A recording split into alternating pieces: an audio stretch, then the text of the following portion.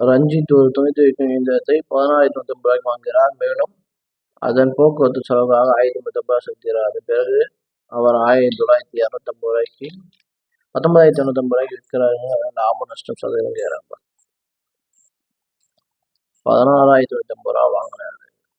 அது export transport charge வந்து 1,050 மொத்தம் 17,500 ஆயிடுச்சு அவரோட அடக்க விலை.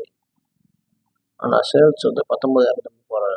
19,250 மைனஸ் 17,500 கழிச்சா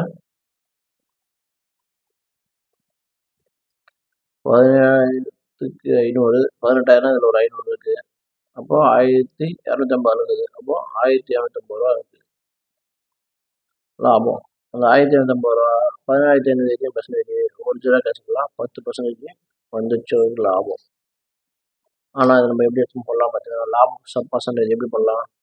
லாபம் பை அடக்க விலை இன்ட்டு 100%. அப்போது லாபம் எப்படி கண்டுபிடிக்கிறது?